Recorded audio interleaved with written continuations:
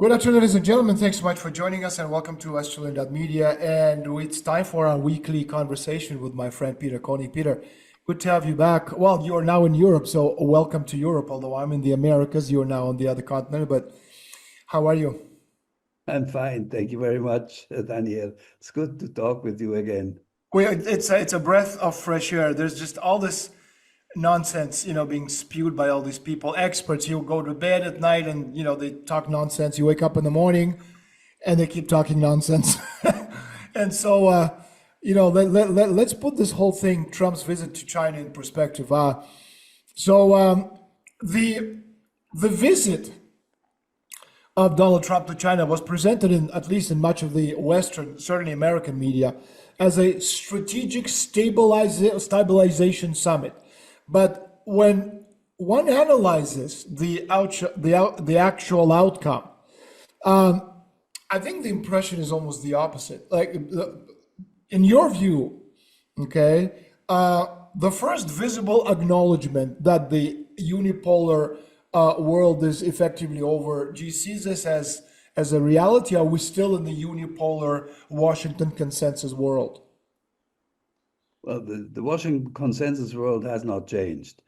But what I'd call that for the Western world, a Trump visit, a theatrical Trump visit. It's excellent for the Western media. They can do whatever they want with this Trump visit. But indeed, who is the winner of this and who has been already on the win-win situation before that was Xi Jinping. It's China. Trump was wishy-washy on everything because maybe because he had to, because he wanted to, because He had no cards. they, He had no Trump cards this time around. he had no Trump card. No, and besides, he has to be very, very careful of what he is doing because of the midterm elections. And if he gives in too much, then he may not be. His chances to be re-elected, not him, but the Congress to be re-elected in his favor are going to be much, much slimmer. Now, what is very clearly the winner of this whole thing is China. They came out, they hold the line on Taiwan. They hold the line on opening the Strait of Hormuz and on Iran. Those are the three major points that they discussed. I don't know whether they discussed Korea. If they did discreetly, it didn't come out very much in the media, but particularly these 3 points. And of course, they talked about trade and about tariffs. But there, the concessions that Trump may have made or Xi Jinping may have made in regard to the special, what do you call them, special earths. These Critical minerals, concessions are yeah. nothing. Yeah. Rare earth minerals. Rare earths, right. Uh-huh. And of course, they're very important. And the Xi Jinping may have said, look, we are releasing the blockage that we have made for a concession on your tariffs for at least temporarily. Let's see how it works out. And that's basically all that the concessions the Chinese concessions would include. But for the rest, You see it that was, for as decades. you said at the beginning, it was, in reality, it was a disaster. It will be painted by the West as a success, and by the Chinese, it was from the beginning a meeting where the Chinese had the upper hand. You see, for decades, American diplomacy functioned from the assumption that the United States occupied this civilizationally superior position in this international system. Even when Washington negotiated, it negotiated from the premise that it possessed the ability to punish, to isolate, to sanction, to destabilize, and eventually to force compliance. But I think what happened in Beijing was fundamentally different because for the first time, in a truly visible way, the United States was compelled to negotiate with China not as a subordinate power to be managed, to be controlled, be told what to do, but as an equal imperial center whose um, conditions could no longer be ignored. And that psychological shift, I think, is enormously important. The language itself reveals the transformation. And so, for example, under Biden, Washington constantly spoke about strategic competition, technological containment, sanctions, decoupling, trade war. But Beijing imposed a completely different framework, constructive strategic stability. And that is not simply diplomatic wording, it's a civilizational statement. Because what I think China is effectively saying is you no longer possess the capacity to unilaterally define the architecture of global order. And the White House, whether willingly or not, accepted that framework. And that alone tells us we're entering a genuinely post-American phase of world history. And what struck me most was not only what was happening during the summit, but what did not happen. Okay, there was no ideological sermonizing from Washington, no lectures about democracy, human rights, Hong Kong, the Uyghurs, the liberal reforms, all the traditional, instruments of moral pressure simply disappeared. That feels historically significant, doesn't it? Absolutely. I mean, this is called, I think, even in some mainstream media, a shift in the world perspectives. It is clearly a sign that there is no longer a uniform United States empire existing. So this has been wiped out. I mean, confirmed wiped out by this summit that Trump went actually without a strategy. There was no strategy behind it. It was like a meeting that had to be carried out so that the world sees they're talking to each other. But he had no plan. Xi Jinping was very well prepared. I mean, the Chinese are always very well prepared, and they are always very diplomatic. They received him with the red carpet. They showed him the Forbidden City and the garden next to it, which was the Emperor Garden, where only particular people have access to, Putin, for example. So they showed him. 24 years before Trump. Yes. Now Putin is probably during next week. I think he is going to be in No, Beijing. he's today and tomorrow, 19th, 20th of May. Today and tomorrow. Okay. Well, anyway, he probably also will walk the same steps that Trump did under a different perspective. No, I mean, all of this was very marvelously planned by the Chinese, and they had a very firm line, not an inch on Taiwan. It's logical. And not an inch on Iran. They support Iran. They were behind that. We talked about that before. The negotiations with Pakistan. Behind Pakistan was China, watching that everything went The smoothly. Americans were grasping at straws. The Chinese, it was a difference between, an adult and a schoolboy being schooled in the art of diplomacy by the Chinese. I mean, it was so ludicrously obvious. If I'm an American and I see that, okay, Yes. I'll be very, very embarrassed. Like, if I'm a Kissinger, okay, wherever, in hell he is, or as Zbigniew Brzezinski, I'll be watching this and saying to myself, Jesus Christ, what have we become? Yes. Exactly. Exactly. So that's the real storyline.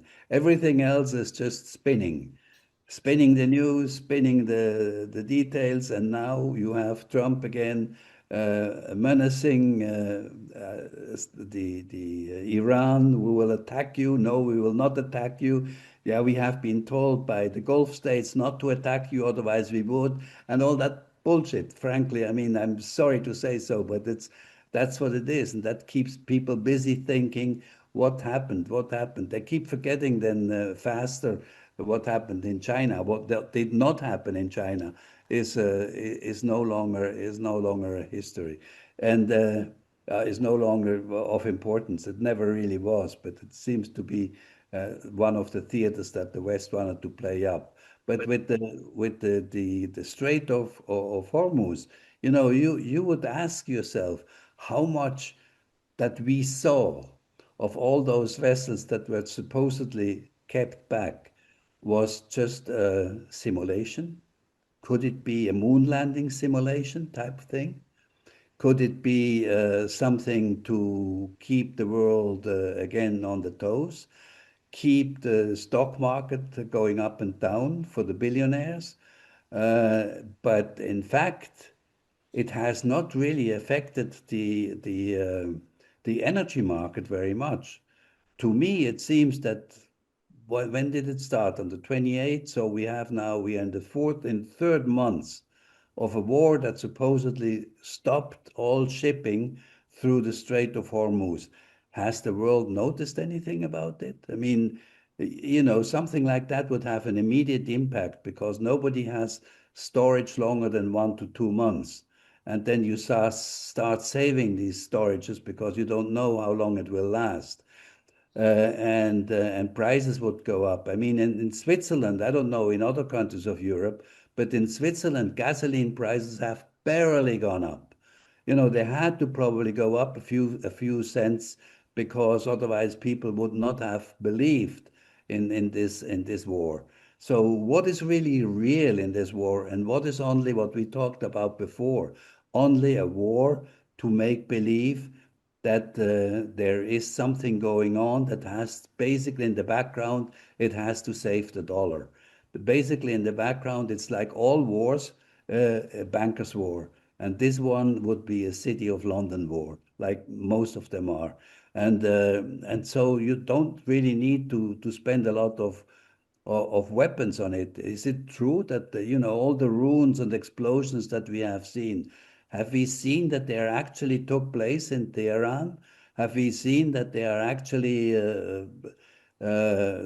destroyed? Sure, I'm sure they have destroyed certain things. I'm sure there was destruction going on. But was it actually stopping the Strait of Hormuz? Was it actually closed? We don't know. We don't know I anything I because I I start doubting the whole thing. the fog of war. We have we really haven't seen anything. We've seen carefully cropped images of Iranians striking something in Israel. We know it was Israel because we can hear these people speak their language. But we haven't seen the aerial images. We haven't seen the big picture. Like we don't know. But I, Exactly. I think on a bigger scale, the United States today faces the classical dilemma that eventually confronts every hegemonic system in decline. In other words, it's attempting to maintain global supremacy across too many fronts simultaneously, while its material base weakens internally. And I think this contradiction is becoming unsustainable. In other words, Washington is simultaneously trying to contain China, pressure Iran, finance Ukraine, stabilize Europe, maintain NATO cohesion, secure maritime trade routes, preserve dollar supremacy, dominate emerging technologies, control what happens with Russia's near abroad in the Central Asian regions, control Russia from within, control Venezuela and other countries in Latin America. And so no empire in history can indefinitely sustain such multi-dimensional pressure once its productive base begins eroding. And I think here lies the deeper problem, Peter, that the American economy itself has become structurally dependent on the very system it seeks to confront. In other words, the United States depends heavily on Chinese supply chains, rare earth minerals that we mentioned earlier, industrial manufacturing capacity, stability of global trade flows, and even segments of the American military industrial complex rely heavily on Chinese rare earth materials. And so this creates a profound strategic paradox. Washington seeks confrontation with the very civilization upon which critical parts of its own economic system depends. That is not a position of strength. This is a position of systemic vulnerability. So if you're the president of the United States, if you're the deep state, or if you're the people who run the show from behind the scenes, what do you do? How do you wiggle out of this? Yeah, I mean, you're absolutely right. This is a situation which is which is people cannot connect the dots. The many items that you now mentioned, which the empire tries or pretends to control, uh, are always presented as individual fronts and never as an ensemble, as a total. And therefore, it's very difficult for the people to connect the dots, that eventually everything should be connected. And it's literally impossible. It's really impossible for even an empire to control the whole world like you just described. It's impossible. So how do you get out of this? I mean, they try, of course, not to get out of it so that the people keep being fooled. What is our role is to make sure, I believe, that more and more people start understanding that they are being fooled, that there is something very unreal going on. And let's not forget, by now we have artificial intelligence. They can produce anything. They could literally, I'm not saying this is the case, but they could literally have produced the visit of Trump's to Xi Jinping's. They could have produced that with artificial intelligence. I'm not saying that's the case, but we are at that point where we are being fooled to the edge of believing just about everything. And maybe at one point things will become clearer. But for me, there's absolutely no reason to believe that there is such an active war as being pretended is going on. What is really going on is that, and they have been quite successful, that they have been able through that war, to that, whether it's simulated or real or partly real and partly simulated, doesn't matter, but that has been able to salvage to a large extent the supremacy of the dollar, because the dollar had been fluctuating very rapidly downwards, and it's now on the stabilizing side, particularly because Venezuela, all the oil that Venezuela is selling is now sold in US dollars again. And the production has increased because the Americans are behind it. And there are people talking about Delcy being a traitor of Venezuela and being in the pockets of the United States, which is probably true. But and with this war, nobody knows that Iran is not a part of the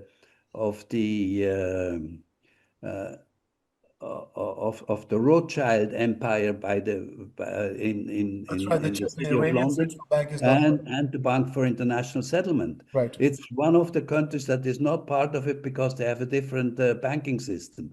So, and this is of course a thorn in the eye of the West. That different banking system, which deals not even in dollars. I mean, they have never during the past decade. They have avoided the dollar. They have always dealt in their own currencies or in yuan or in local currencies of their neighboring countries, but never in dollars. And this, of course, is an enormous shortfall, or fallback, if you want to, for a country that depends very much on the supremacy of the dollar, because it's one of the largest suppliers worldwide of hydrocarbons. And Saudi Arabia, also a large one, has started already about 3 or 4 years ago selling their oil, at least to China, in yuan, no Right. longer in US dollars, despite the fact that they are the heads of OPEC, which is supposed to deal to trade every liter or every barrel of hydrocarbon in US dollars. They don't anymore. So all of that is taking a reverse now, or has started taking a reverse. And even if it hasn't fully played out, the world, those who control the stock market can play with it. They let a few algorithms run and they play with it. Whether it's true or not, it doesn't matter. But at least the people believe that this is happening thanks to this war. The dollar is being re-strengthened.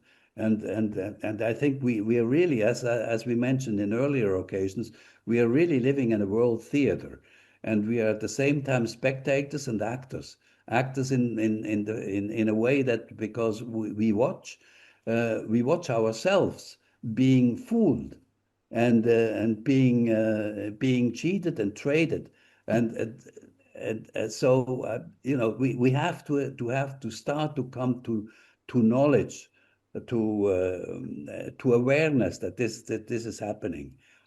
You know, Uh, another extraordinary aspect of was the composition of the American delegation itself.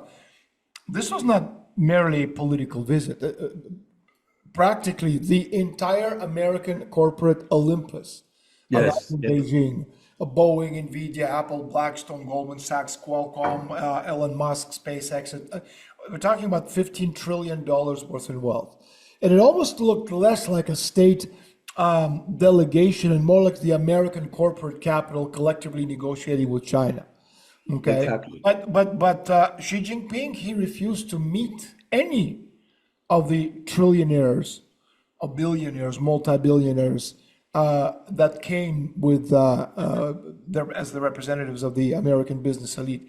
He didn't meet with them. So, what do you make of all of that? The especially the delegation itself, because they got nothing.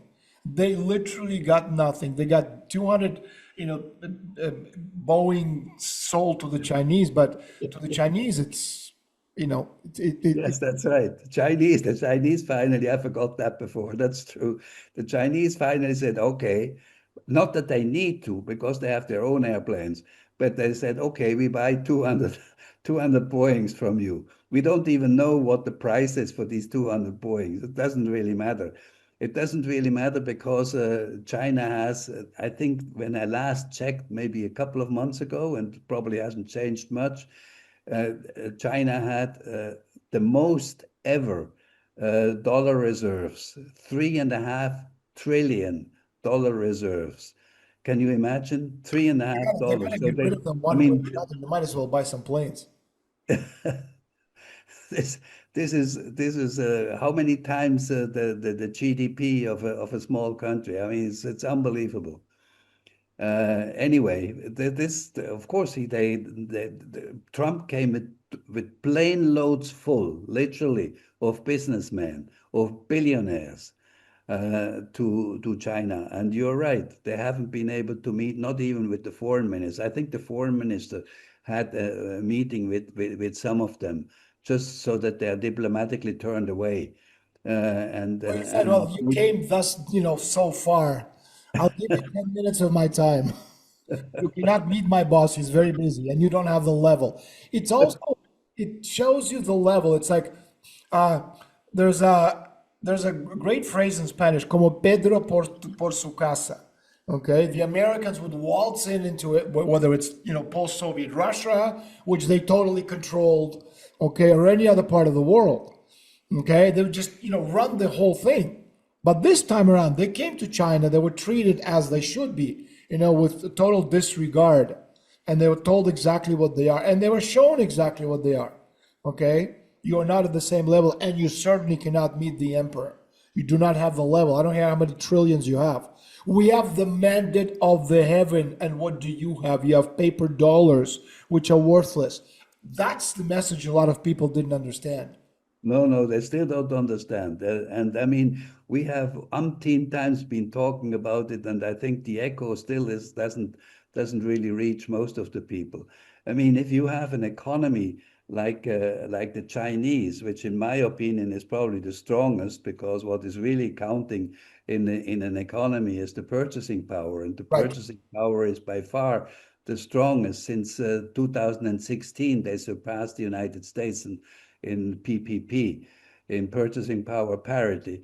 And so for me, the Chinese have the strongest currency because it's based on real production, on real services, not on imaginary productions or services like in the United States. And if you compare, and I think this is a figure which we have to keep in mind, if we compare that the trading currency, the quantity of the trading currency compared with the Chinese, the US dollar makes about 60 or 62% of all the trading currencies. And the strongest economy of the world is about 5%, the yuan. So, I told you, I think on another occasion, a former executive director at the Monetary Fund of China, he told me under those circumstances, forget about de-dollarization. The dollar is worth nothing for the United States. They never have any debts. Of course, they don't have any debts. To whom do they pay back the debts? To themselves. So there's never really a debt. Whereas every other country that accumulates dollars, they have debt. But it's actually worthless. So what we have to do, and that's what they are doing, is promote trying to promote other alliances, and they have done very well with the global South, with setting up the BRICS, the expanded BRICS, not because of the political force of the BRICS. They're too diverse to be a political force, but what they have freedom of trading with each other and with all the Asian countries in their own currencies or in yuan if they want to, but nobody forces them. It is a promotion of financial sovereignty again. That's what is lacking in the world, because that's exactly what the United States, actually the city of London, wanted to do with Europe. That's why they introduced and formulated the euro as the small brother Right. of the US dollar.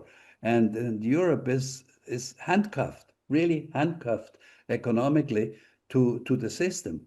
And that's what China is trying to do, undo the handcuffing of these of the global South, because the global South is very happy to be loosened from the dollar dependency, because if they do, they're no longer sanctionable. If they don't depend on the dollar, and why would they?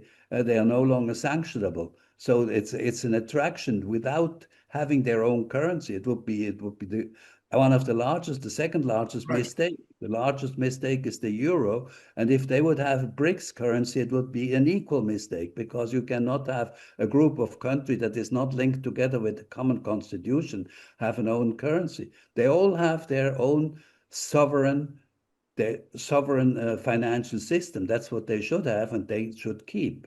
And that's what Europe should have done, or should do now as soon as possible. But obviously, it's not so easy. But that's what he explained, and I understand very well. It's actually a simple system. It's very simple. It's just not understood because we are flooded with lies from Western media. Taiwan clearly remained the central, I guess you could say, unresolved issue of the summit. Xi Jinping openly warned that mishandling Taiwan could lead to conflict, even invoking Thucydides. Yet Trump's response appeared notably cautious. Why do you think that is? Well, one of the reasons that is because the main reason, I think, is because of the midterm elections. He has a lot of people in Congress, lots of Republicans who have no idea what Taiwan is and how Taiwan relates for hundreds of years to China, that it's an integral part of China. So he has all those people who want independence, who would not vote for him eventually, if would not vote. I mean, he would lose Congress possibly if he would make major concessions. At least that's his fear. And the second reason is Japan. I mean, Japan is, as especially with the new leadership in Japan, they have been very pro-independent Taiwan, and losing Japan as a Western country would be too bad. He cannot afford that at this point. That's, I think, those are the two major reasons for not not just acknowledging. If he would just have acknowledged, okay, we have nothing to do with Taiwan. Taiwan is Well, actually, he said that, China is, like he said, 59 miles. It's actually 80. But okay, 59 miles. We are 9,500 miles away. That's a big yes, difference. But I think the crucial question is no longer simply whether America supports Taiwan. I think the deeper question is whether Washington is truly prepared to risk systemic war with China in order to preserve the old geopolitical architecture of East Asia. And increasingly, uncertainty surrounds the answer. In other words, Trump's caution was revealing precisely because it exposed limits. His domestic political base, especially as you said, within the Republican establishment, expects a hard line on Taiwan, but strategic reality imposes constraints. And so I think Washington understands that escalation with China carries systemic risks unlike anything the United States has faced since the Cuban Missile Crisis back in 1962. And so we observe this strategic ambiguity involving the evolving into this strategic hesitation. And of course, all of Asia notices this. Japan noticed this, as you said. South Korea noticed this. ASEAN noticed this. Russia noticed it. And so the psychology of deterrence changes the moment allies begin questioning whether the imperial center, the United States in this case, is still willing to escalate to the absolute end. And that is why Taiwan is gradually transforming into this negotiable variable within a much larger long-term strategic bargain between Washington and Beijing. But yes, that's on the surface, I think. But if you really see and analyze Taiwan, Taiwan is already very much integrated into mainland China. You know, I was last Business October. wise, absolutely, yeah. I was in Taiwan and saw it with my own eyes. I mean, the relationship. There's a million Taiwanese that work in every day in on the mainland China. Some of them have their apartments. They go back over the weekend, but they work there. There's an interchange of billions, hundreds of billions of investments between the two countries, between the two parts of the same country. And it's an interchange which is absolutely unbreakable, you know. So that relationship is already very clear. Taiwan depends economically entirely on mainland China, and on some products the semiconductors, the China depended for a while on Taiwan. Now, when when I forgot whether it was Trump or Biden requested Taiwan to set up a semiconductor plant in Texas, uh, you know they did. But you know what they did also?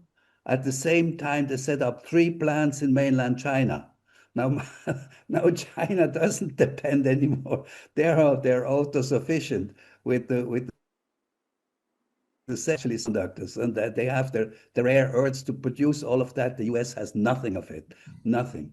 They depend on Africa and on China, mostly on China, and of course on Russia. They would also, but I mean, you know, as long as you sanction Russia, you cannot expect Russia to supply you with rare earths. So this is the reality. This is the reality of dependence and independence. And there's absolutely, in that sense, in an economic sense, no independence of the United States. There's not even, and I'm coming back to the City of London, there's not even an independence of the Federal Reserve, because Right. the Federal Reserve was set up by the City of London. So it's Absolutely it the was. same Yeah. people who run the City of London, who run the Federal Reserve, who run the United States.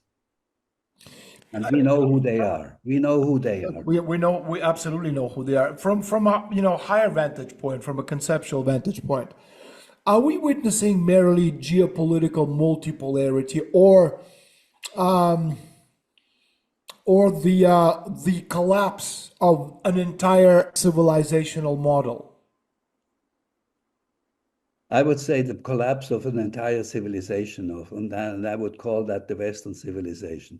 I have already, I mean, a while ago, converted multipolarity in multipilarity, because there are some pillars that the empire needs to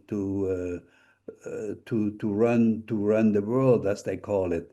And these pillars, they are falling apart, of course, as we see it, as the world wakes up to reality. So multipolarity really doesn't exist, in my opinion. You know, there are some poles, perhaps, and the major pole, these two poles, is Asia right now, and I think a big future will be in Africa. I've listened to a speech of the president of Senegal yesterday. He is absolute fabulous. And he is sort of representative for many of the West African countries that are still being enslaved by France. So Africa, with 1.3 billion people, about the same amount that China has an enormous power of resources, we estimate, or it's estimated, that about 60% of all the unrenewable resources are still in Africa. So, Africa has an enormous strength. If they eventually bring themselves together to act as a continent, or as a union, I think they're really big part of the future. Together with Asia, the global South, I think they would make an enormous difference in the world. Peter, let's move beyond geopolitics for a moment and compare the two civilizations, the United States and China, from a deeper ideological, philosophical perspective. Because beneath the terrors, Taiwan trade wars, military competition, lies something much more profound, two radically different visions of legitimacy itself. So on the one hand, China still operates, at least psychologically and civilizationally, through I'd say, modernized version of the ancient mandate of heaven. But on the other side, the United States increasingly appears governed by pure pragmatism, transactionalism, markets, managerial power. How do you see this civilizational contrast? And I think most importantly, how do these two such vastly different civilizations find a common language? I don't mean translating from Mandarin to English, but the common language, okay, in order to be able to understand each other and go beyond, what we're seeing right now. It's a it's a very good question and very difficult to answer, at least positively answer. But the symbolic you meant, the heaven. You know what Trump was shown before the meetings was the heavenly garden Right. and the heavenly palace. He was rooted through it. And last time I was in Beijing, last September, actually I walked through it too. It is fantastic, and it has so much symbolism behind it. So no wonder that they showed him that.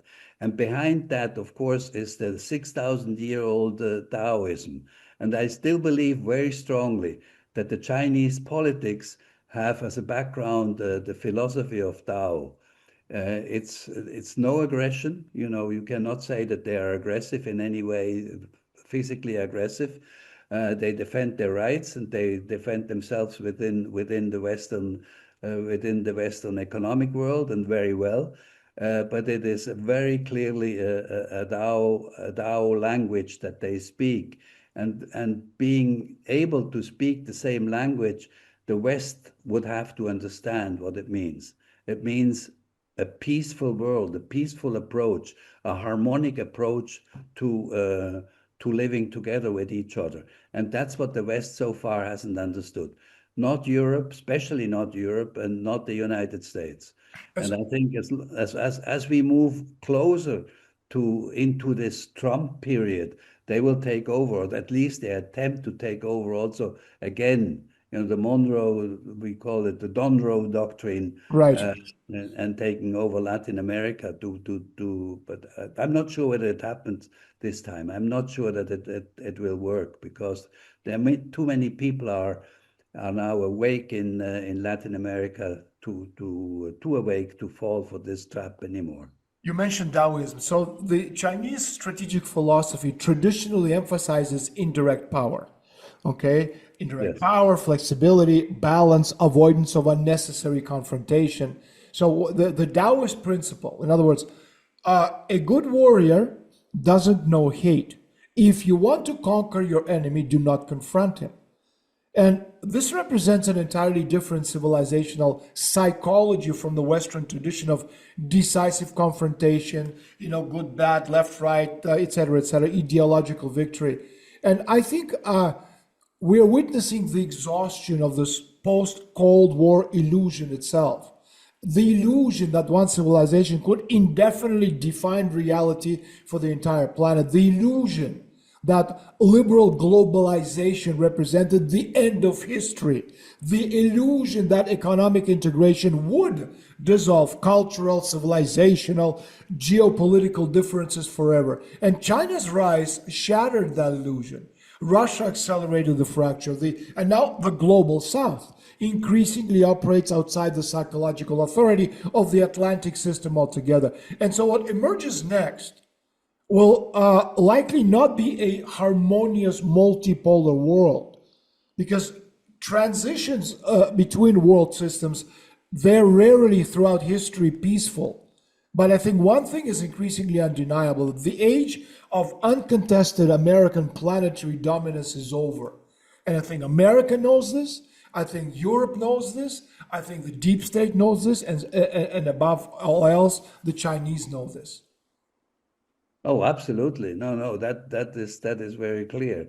And as we said at the beginning, that has been just confirmed by this recent visit of Trump's to Xi Jinping. And particularly the symbolism behind that visit, the absolute red carpet treatment, the diplomacy, you know, and and the walk in the heavenly garden, or the garden of the heavenly palace, or whatever it's No. called, all this symbolism is just extraordinary compared to what eventually the outcome was of that meeting. And of course they let the Chinese let the West write about it what they want. They just know we held our line. We hold our line. We held it during the discussion, and we will not nudge an iota from our line. And that's absolutely what is correct, and what eventually will bring down our Western civilization, because we are not at the point yet to recognize that. That's why I think it's very difficult to speak the same language. If we start understanding, without necessarily having to understand what Taoism means, but if we start understanding what harmonically living together means, what harmonically living with a neighbor means, or trading with each other means, then I think we could start having an understanding with Asian cultures. But without that, and I think we are very far away from that, as long as you have BlackRock controlling the European military force building up. You can forget that. These are powers that need to fall. And I don't know how easy that is to fall. Maybe takes a long time, and it takes, as you started citing the verse, I think 68 of Taoism, Yeah. which is the best one for me. That's the one that is most important in geopolitics. I mean, all of them are important, but that's the one that geopolitically is maybe the most important one, especially for the for the But the Americans don't understand. It's like it was mind-boggling, the fact that the difference in it would be like Djokovic playing against me or you, in the center court at Wimbledon, okay, or me or you playing against Leo Messi or Cristiano Ronaldo. I mean, it was ridiculous. Xi Jinping, citing great works of literature, talking about philosophy, and Donald Trump saying that we love Chinese. We have a lot of Chinese restaurants in the United States. So that these are the levels. So again, what we're witnessing is not simply a conflict between China and the United States, but between two fundamentally different metaphysical understandings of order. The Chinese political imagination, and I'm surprised that there are no, I'm not saying a Kissinger or a Brzezinski, but there are no high level, intellectuals in the United States who could actually understand the system from within. And the Chinese political imagination remains deeply shaped by the concept of mandate of heaven, Tianming in Mandarin. Now, Western observers, they often misunderstand this. I've heard many of them over the last few days, some kind of a, wacky cookie, ancient mystical doctrine. But historically, it was far more sophisticated than that, because the mandate of heaven implies that political authority was legitimate only insofar as it preserved harmony between heaven and earth Yes, and society. Power that's was never considered legitimate simply because one possessed military force or wealth, or because someone voted for you in an election. The ruler had obligations toward cosmic balance, social stability, continuity, civilizational order. In other words, legitimacy in China was ultimately moral, civilizational, not electoral, not ideological, not merely legalistic. Civilization itself became the source of political legitimacy. And that mentality never disappeared. And that's something, and modern China, they speak the language of socialism, technology, development, modernization. But beneath all of that vocabulary remains a very old civilizational instinct. The state exists to preserve order, continuity, stability, harmony over long historical time horizons. And that is why Chinese strategic thinking often appears patient, gradual, dynastic, rather than ideological, emotional. So when I hear people say, oh, the Chinese are cowards, they'll never attack, that's because you have no idea of what the Chinese philosophy is and how a civilization that has been around uninterruptedly for over 5,000 years has been able to do that. And that's, to me, that's one of the most surprising revelations, just how, lineal and how basic are the Americans today in comparison to other civilizations, such as the Chinese or the Indians or even the Russians. Absolutely. No, no, that's exactly it. The balance between heaven and earth and the civilization in between is something that the Chinese know very well about. And that's why they have, as you say, they have patience and long-term visions. They're not out for short-term and immediate profits. They have long-term visions, which the West doesn't have. Anything in the West can do very well is linear systems, Right. linear and instant systems. But they have no idea of what the long term means, and they have no idea what the balance actually between heaven and earth means, as very well comes out from Taoism, from these different verses of Taoism. And that's why I believe already, since I know China a little bit better, I know that this is the background of the Chinese philosophy that is represented by their foreign policy, particularly, but also inside China. You can notice that. You feel that when you talk with the people, when you have relationships with the people. It's not an aggressive. It's never really an aggressive relationship as we have in the West. This ego comes out at any moment in the West, and but not necessarily in China. No, it's very different. And so I think this is the very big gap that the West has to awake to in order to eventually bring about a harmonious living together and a union rather than a disunion as we promote. Peter, we're out of time, 45 minutes. I think this was wonderful. I think you and I give a very different perspective on reality from the mainstream news. So let's do this again next week. Let's see what this week holds in store because I'm sure a lot of stuff is going to happen.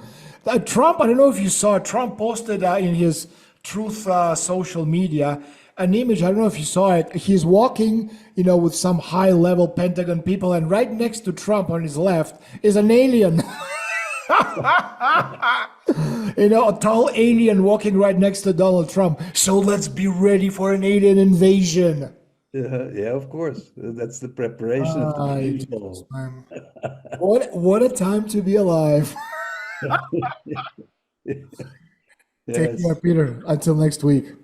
it's always great to talk with you. Bye bye.